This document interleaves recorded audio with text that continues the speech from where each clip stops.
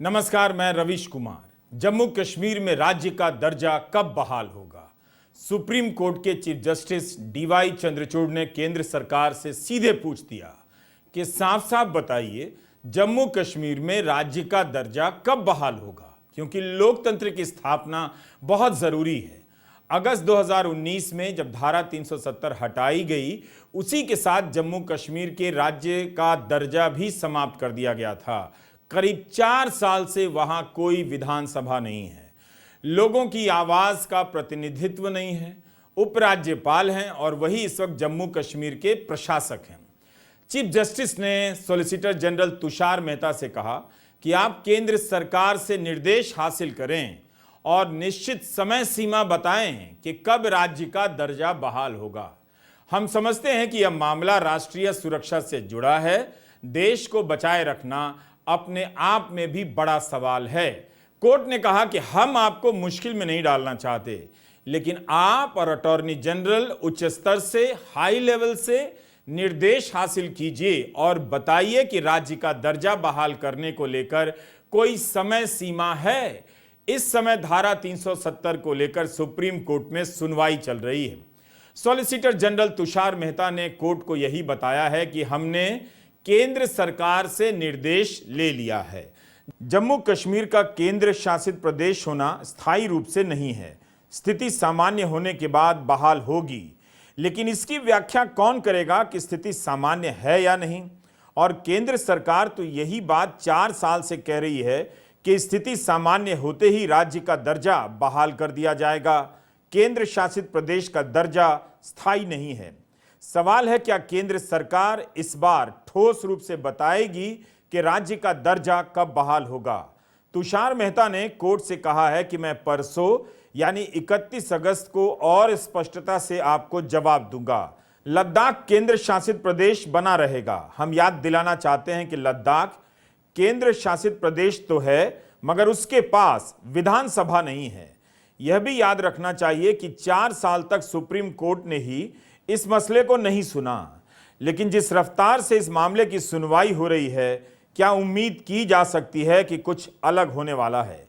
क्या केंद्र सरकार निश्चित समय सीमा का ऐलान करेगी कि फला तारीख को या महीने में वहां राज्य का दर्जा बहाल कर दिया जाएगा और जम्मू कश्मीर में चुनाव कराए जाएंगे? 31 अगस्त का दिन जम्मू कश्मीर के लिए बड़ा हो सकता है, जब पता चलेगा कि केंद्र सरकार राज्य का दर्जा बहाल कराने और चुनाव कराने को लेकर क्या सोचती है, क्या तारीख बताती है। आखिर 4 साल तक केंद्र सरकार ने खुद से इस मामले में पहल क्यों नहीं की? आज ही जम्मू कश्मीर के एक इलाके से संबंधित एक और खबर आई। सीमा पार पड़ोसी देश चीन से चीन ने एक नया और आधिकारिक नक्शा जारी किया है, जिसमें अरुणाचल प्रदेश और अक्साई चीन को चीन की सीमा में बता दिया है। चीन समय समय पर भारत को चिढ़ाने के लिए इस तरह के पैंतरे करता रहता है, लेकिन इस वक्त क्यों कर रहा है? क्या G20 के लिए दिल्ली रवाना होने से पहले चीन भारत को यह संदेश देना चाहता है कि पूर्वी लद्दाख सीमा विवाद को लेकर उसके रुख में कोई बदलाव नहीं आया है?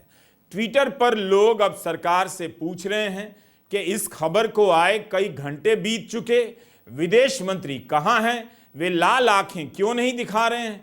उन्होंने चीन को लेकर चेतावनी अभी तक जारी क्यों नहीं की है? चीन पर लगातार रिपोर्ट करने वाले अनंत कृष्णन ने द हिंदू अखबार में लिखा है कि इसी अप्रैल में चीन ने घोषणा की थी कि वह अरुणाचल प्रदेश में 11 जगहों का नाम अपने हिसाब से रख देगा।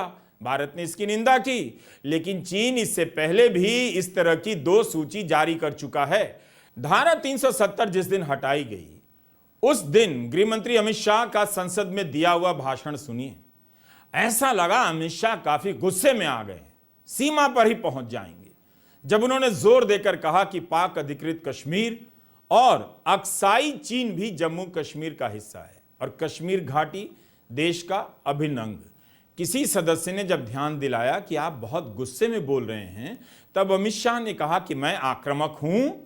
क्या आप पाक अधिकृत कश्मीर को जम्मू कश्मीर का हिस्सा नहीं मानते हैं? अमित शाह रुके नहीं, आगे कहते चले गए कि हम इसके लिए जान दे देंगे। आप अग्रेसिव होने की बात करते हैं, हम इसके लिए जान दे देंगे। अब चीन ने अपने नए नक्शे में दावा किया है कि अक्साई चीन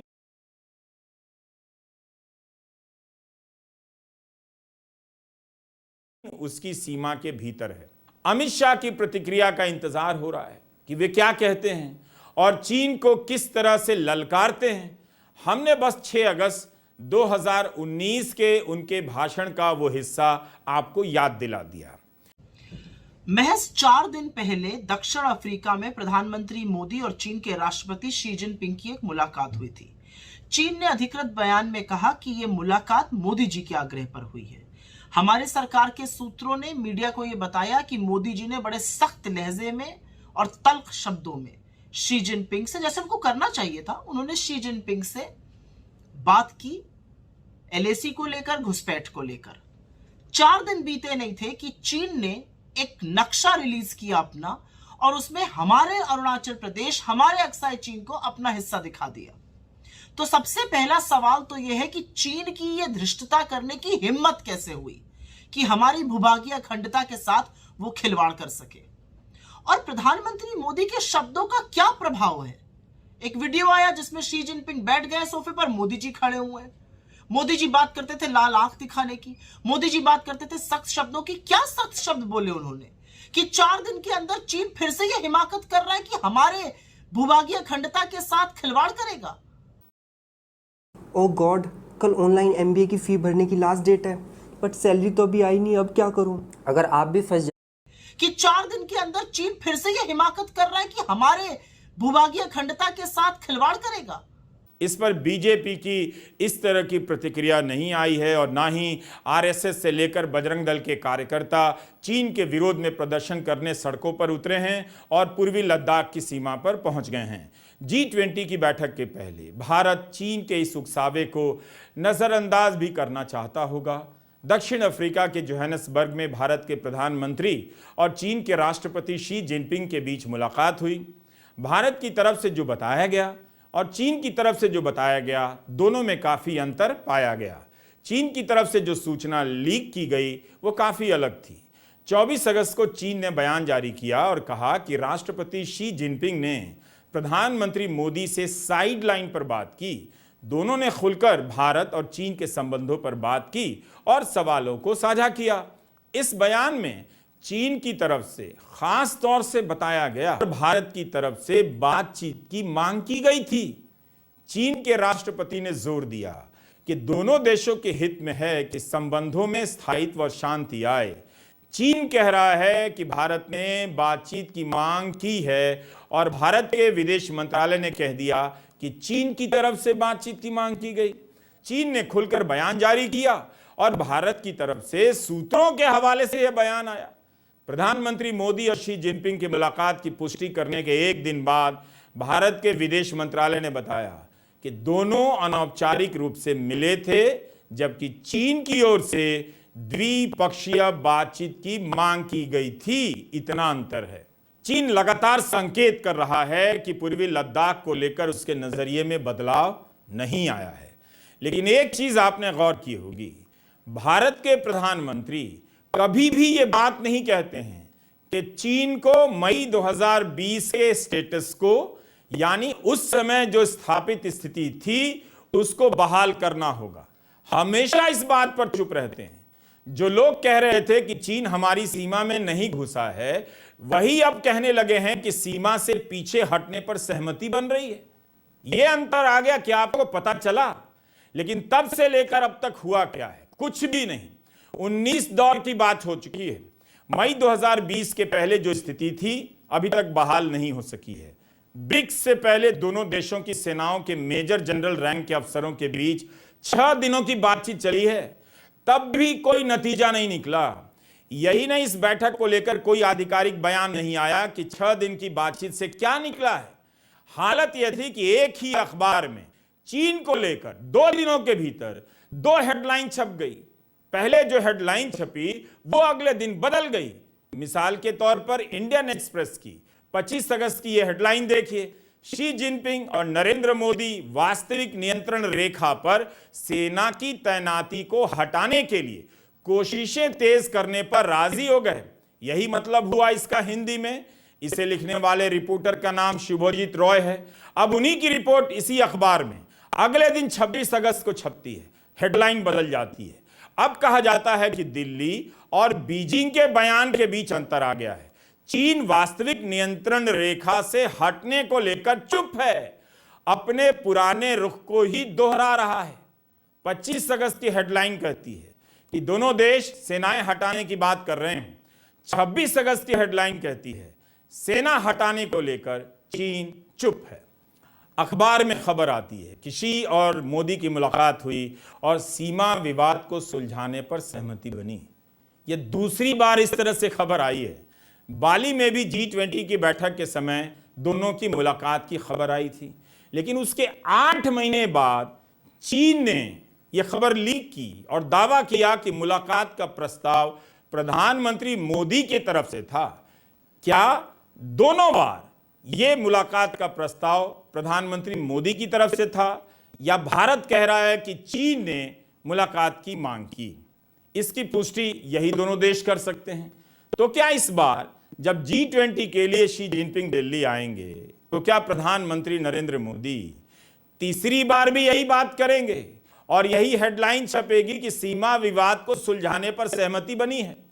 बात होगी भी या नहीं यह अभी भी साफ नहीं है।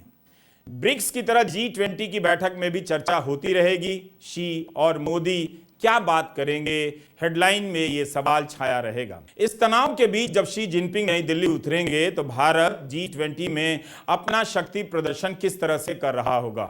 सूत्रों की माने तो चीन ने तो इस पर भी सवाल उठा दिया है कि G20 के दस्तावेजों में वसुधैव कुटुंबकम का इस्तेमाल क्यों हो रहा है। जाहिर है इस बार अहमदाबाद की तरह शी को साबरमती के किनारे झूला झुलाना मुश्किल है, ना ही महाबलीपुरम की तरह प्रधानमंत्री दक्षिण भारतीय परिधान में शी जिनपिंग को घुमाने ले जाएंगे। अब वैसी गर्मजोशी दिखाने का मौका तो मिलेगा नहीं। जोहानिसबर्ग में शी और मोदी की जो भी तस्वीरें आ रही हैं उसे आपने ट्विटर पर देखा होगा।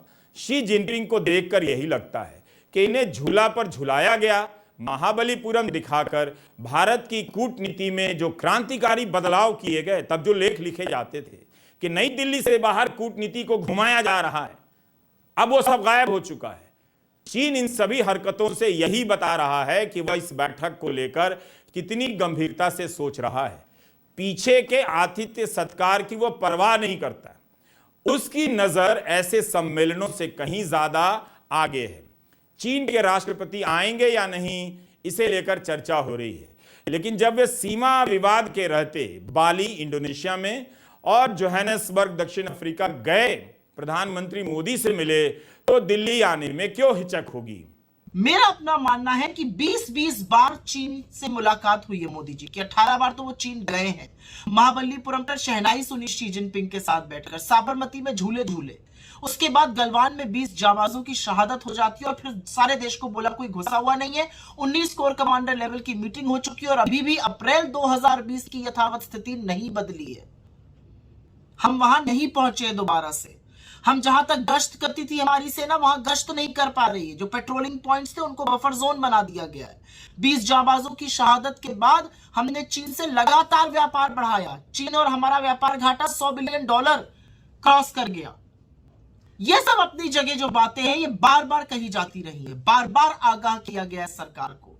लेकिन सबसे बड़ा सवाल आज इस बात का है कि नरेंद्र मोदी जी और शी जिनपिंग की क्या मीटिंग हुई थी और उस मीटिंग का क्या परिणाम था कि चाइना ने यह फिर से धृष्टता करी है और हमारी जगहों को, हमारी राज्यों को, हमारी जमीन को, हमारी सरजमी के हिस्से को अपना दिखाया है। इस बात का जवाब तो सरकार से आना ही पड़ेगा।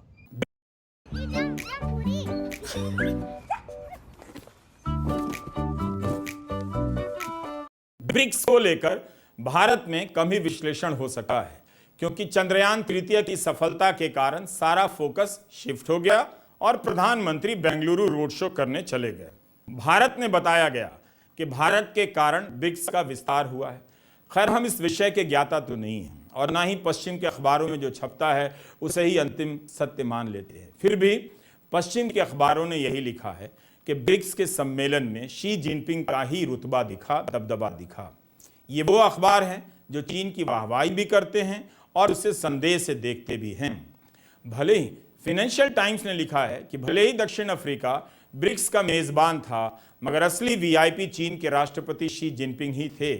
वहां 60 से अधिक देशों के मुखिया मौजूद थे, मगर उन सभी के बीच ज्यादा तवज्जो दी गई शी जिनपिंग को। इस अखबार की एक और रिपोर्ट है कि चीन ने ब्रिक्स से कहा है कि G7 का मुकाबला करने के लिए तैयार रहे।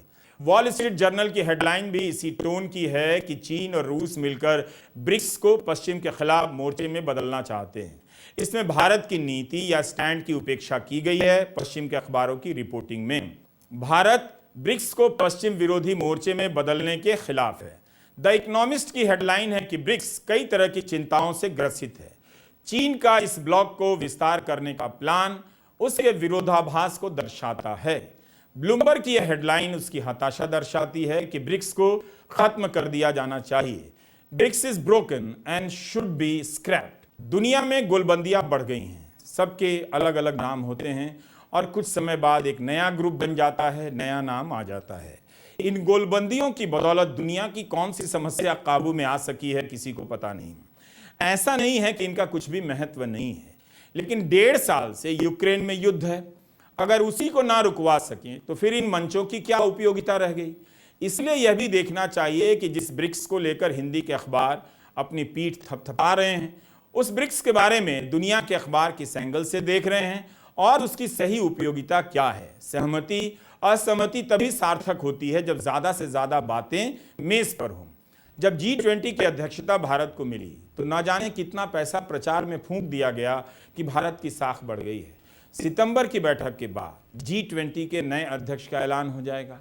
ब्राजील और उसके बाद दक्षिण अफ्रीका के पास अध्यक्षता जा सकती है। तो क्या अब अगले 1 साल के लिए ब्राजील सुपर पावर हो जाएगा? उसकी ताकत दुनिया पहचानेगी और इंडिया को भूल जाएगी। इंडोनेशिया ने भी तो बहुत कम समय में G20 का आयोजन कर दिखा दिया। क्या वो सुपर पावर हो गया था? ब्राजील जो है वही तो रहेगा। G20 से अगर भारत चीन सीमा विवाद पर कुछ भी ना निकले, यूक्रेन युद्ध को लेकर रूस के खिलाफ बयान ना आए, तो फिर इस घूमने टहलने का क्या लाभ। नमस्कार, मैं